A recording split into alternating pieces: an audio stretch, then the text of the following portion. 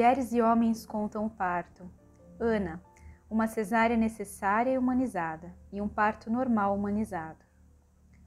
Aos 32 anos, decidi que era hora de realizar meu desejo de maternidade.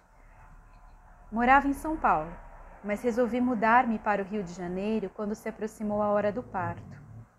Estava em dúvida se não seria melhor deixar nascer meu bebê na minha terra, em Roma, Itália, perto de minha mãe, irmã e amigas, importantes e queridíssimas, um mundo feminino para mim vital. Não quis saber o sexo do bebê até o fim. Não sentia curiosidade em relação ao ultrassom. Pelo contrário, tirava os óculos e esperava que terminasse a consulta. Eu e Rogério, meu companheiro, dizíamos ela, mas a partir do momento em que senti o bebê se mexer, percebi também que ele era independente de meus desejos. A concepção havia sido intensa e aconteceu espontaneamente, numa onda de desejo que partiu de mim. Por isso, sempre soube com clareza quando tinha engravidado. Eu estava consciente da possibilidade do parto ativo e natural. Procurei Lilian, uma médica obstetra aqui do Rio. Tinha um grande ideal, uma ideia muito positiva do parto, mas ainda não sabia que ideia e representação mental do parto não bastavam. Minha mãe sempre me transmitiu uma visão boa do parto, uma aparente naturalidade, a ausência de dor insuportável e a beleza do evento. Mas a vivência real na pele tinha sido outra, a dela no meu nascimento e a dela no parto do terceiro filho. A minha aos 4 anos com o nascimento desse meu irmão, que sofreu, por causa de condutas médicas, um retardo mental. Isso tudo eu entendi depois, bem depois. Só depois do segundo parto. A gravidez foi ótima, apesar do incômodo causado pelos barulhos e pela poluição da cidade e da frustração de não estar perto da natureza como sonhava. Na data esperada chegaram as contrações, pouco depois do tampão ter saído. Foi num final de tarde, após uma longa caminhada pela praia de Ipanema com a minha mãe e meu irmão, que haviam chegado da Itália. Cada sinal me entusiasmava, reli os livros, consegui ficar a noite toda em casa, cochilando entre as contrações ou andando durante uma e outra, enquanto Rogério anotava a sua duração. Às 7 horas da manhã, fomos para a clínica perinatal, escolhida por ser uma maternidade, não um hospital. Lívio nasceu 6 horas mais tarde. As últimas 3 horas foram terrivelmente doloridas e sofridas. As contrações tomaram conta de mim de uma maneira desesperadora, quase insuportável. A dor estava acima dos meus limites, ou seja, o parto estava ficando difícil. A criança queria sair e empurrava, mas não encontrava passagem. Até que, resolvendo estourar a bolsa, Lilian viu que o bebê estava em sofrimento e optou por uma cesárea. Sofri muito ainda para conseguir ficar parada e deixar que me fizessem a peridural. Mesmo confiando nela, desde que soube da cesárea, comecei a chorar de frustração, decepção e tristeza. Só quando vi o bebê nos meus braços é que o choro se tomou de emoção. Era um menino, pelo qual me apaixonei imediata e instintivamente, sem tempo de pensar no sexo em si ou em algo mais. O pessoal da equipe, preparada para partos Le Boyer, sabe fazer cesáreas diferentes, o mais humanizadas possível. Ninguém falou alto, abaixaram as luzes, me deram logo o bebê. Ele não chorava, ficava olhando em volta de si e para mim, num silêncio de calma e ternura que eu nunca vou esquecer. Parecia vir de longe, de um outro mundo. Eu e Rogério, sim, chorávamos de emoção. De volta ao quarto, trouxeram-me meu filho em menos de 1 hora. Amamentei e dormi com ele, como fiz todas as noites até quase seus 5 anos. Não tenho dúvidas sobre o fato da cesárea ter sido necessária, mas demorei para superar a sensação de derrota. Afinal, não fui eu quem fez o parto. Tiraram a criança de mim e depois me deram. Não pude passar pela grande experiência do parto e não aceitei muito bem o corte e a cicatriz. Talvez somente a amamentação tenha permitido retomar aquelas sensações de ligação com as leis da natureza e do cosmo envolvidas na gravidez e interrompidas pela intervenção cirúrgica. Amamentando, voltei a sentir-me próxima às fêmeas de todas as espécies e às mulheres de todos os tempos e de todas as raças. Mais de 2 anos depois, no final do desmame gradativo de Lívio e no Natal frio de Roma, quis engravidar de Flora, ou ela quis chegar na hora dela. A pergunta se foi planejada ou um acaso, respondo: nenhuma nem outra coisa. Uma onda poderosa de atração tomou conta do meu corpo e dos meus sentimentos, e sabendo que estava ovulando naqueles dias, o prazer foi mais intenso ainda. Em seguida, sonhei que dizia: que desejo de filho que eu tinha! Estava lendo As Brumas de Avalon, no momento em que a sacerdotisa Morgana recupera seu antigo poder numa relação sexual com o homem amado e escolhido. A essência feminina de Flora queria se manifestar já nos sonhos. Sonhava que ela nascia vestida e só depois eu descobria que era menina. Toda vez no mesmo sonho. Dessa vez também não quis saber o sexo com antecedência. Mesmo na hora do parto, pedi para não me dizerem. Queria ver com os meus próprios olhos. Novamente, uma gravidez ótima. Yoga, praia, trabalho sem esforços excessivos. A chegada da minha filha, dessa vez minha irmã, também veio. Li novamente As Brumas de Avalon. Sinais mais espaçados, tampão saindo muitos dias antes do parto, aquela ansiedade. Será que vai dar para minha filha curtir? Eles tinham a volta marcada. Na noite anterior ao parto, Lívio começou a ficar gago e agitado.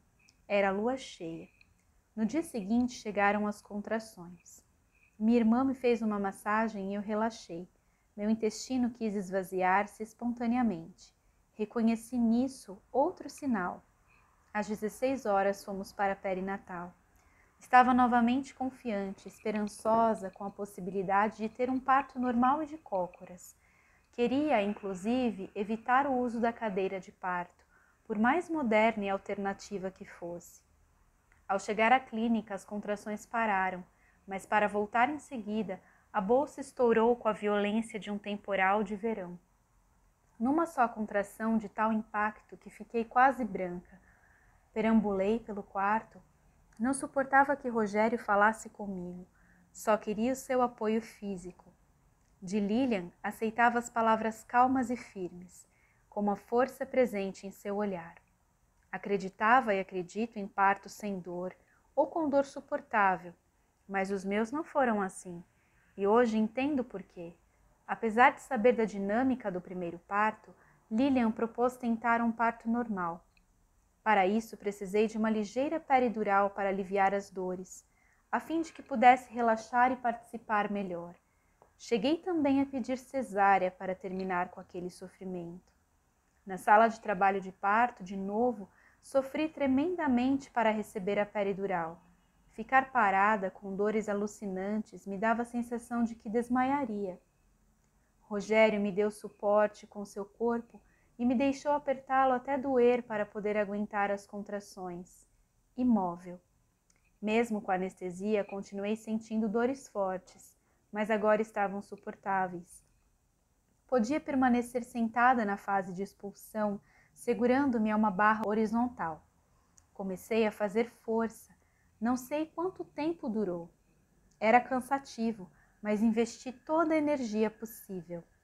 Lilian comentou então que estava acontecendo algo parecido com o que ocorreu no primeiro parto, apesar de ter evoluído bem mais e agora a cabeça ter aparecido. Sugeriu usar um fórceps de alívio ou fazer uma cesárea em último caso. O assistente de cirurgia ligava de vez em quando para saber se tinha que vir, caso fosse uma cesárea. Lilian, em todas as vezes, mandava-o esperar e ligar novamente mais tarde. Fórceps ou cesárea? Rogério logo disse. Cesárea, preocupado com a ideia do fórceps. Eu reagi, dizendo para ele não se antecipar. Minha decisão era prioritária. Perguntei para Lilian como seria com o fórceps de alívio, e ela me explicou que o havia usado pouquíssimas vezes em 20 anos. Serviria somente para ajudar o bebê na passagem e não para puxar sua cabecinha. Eu, Eterna, indecisa e medrosa diante das responsabilidades, deixei para ela a decisão final. Foi então que ela disse: "Vamos tentar mais uma vez." Essas palavras mágicas até hoje ressoam como cruciais, e por esse momento serei eternamente agradecida. Palavras que me devolveram a responsabilidade e o poder que tinha entregado a Lilian por ser a figura médica. Palavras mágicas porque abriram em mim um horizonte, um espaço procurado, uma necessidade de encarar o presente com uma iniciativa decisiva. Realmente soube que era agora ou nunca mais. Entendi que queria abrir as passagens, essa porta misteriosa entre a vida externa e as profundezas do meu interior, como um véu entre dois mundos. Queria ajudar essa criança a sair, participar dessa experiência, estarmos juntas de verdade na hora da separação. Lembro-me ainda dos músculos da virilha e dos ossos se relaxando num segundo de tempo e milimetricamente, e ouvi Lilian incitar com entusiasmo: "Assim, Ana." Nesse momento, então, entrei em mim e chamei as forças da natureza. Pensei nas montanhas, no mar, em todas as águas e na terra. Até então tinha feito força a cada contração, que chegava como maré alta. Agora estava exausta, mas, de repente, graças a um surto de misteriosa energia, numa fração de segundo, me senti sendo atravessada por algo da cabeça aos pés, e com uma velocidade inesperada, o corpo de minha filha escorregou inteiro para fora de mim, quase num sobressalto, me assustando. Ela gritava. Colocaram-na sobre a minha barriga, ainda com o cordão intacto. Ninguém me disse nada. Vi com a minha vista fraca, sem óculos, que era menina. Pediram para o Rogério cortar o cordão, enquanto eu já estava amamentando, para poder acalmá-la. Eu e ela tínhamos feito uma viagem juntas. Voltando para casa, li no jornal que a autora de As Brumas de Avalon tinha morrido no dia do nascimento de Flora. Como esse livro esteve presente o tempo todo, até o fim. Depois do parto, apesar das dificuldades e da necessidade de recorrer às intervenções hospitalares agressivas, anestesia, posição semideitada, episiotomia, muita coisa mudou. Aliás, não mudou, abriu-se. Novos caminhos desabrocharam na minha vida, novas possibilidades de vida a serem exploradas, novos interesses, quem sabe futuros novos trabalhos. Ainda estou neste processo de renascer, de me redefinir e de elaborar os meus limites com os quais deparei no sofrimento do parto. Descobri limites grandes e, ao mesmo tempo, trabalho para superá-los. No parto de Flora, senti que os limites, ao mesmo tempo em que existem, podem ser superados além do que imaginamos. Repensei também a minha própria vivência do parto, no meu nascimento. Fiz perguntas à minha mãe. Quis saber a respeito do nascimento traumático do meu irmão quando eu tinha 4 anos. Quanta angústia e solidão minha mãe deve ter trazido para casa no lugar da alegria de um novo filho. Nunca tinha refletido a respeito, nem depois do primeiro parto, assim como não sabia também que minha mãe não tivera contrações no meu próprio nascimento e queria, na verdade, me segurar dentro dela. Só a força e intensidade vivenciadas no parto de Flora cortaram essa cadeia enigmática e estática, trouxeram-me perguntas e me induziram a procurar as respostas na relação com o meu corpo e na memória inconsciente. Comecei a fazer antiginástica. Isso me ajudou a ter uma visão mais sutil dos acontecimentos corporais e das emoções, e ao mesmo tempo mais ampla dos meus partos. Hoje também questiono certas escolhas que fiz ou não fiz nos partos dos meus filhos, como, por exemplo, não ter insistido no meu desejo originário de tê-los em casa, ou de não ter elaborado suficientemente a questão da dor depois do primeiro parto. Ainda preciso resgatar algo que não ficou resolvido.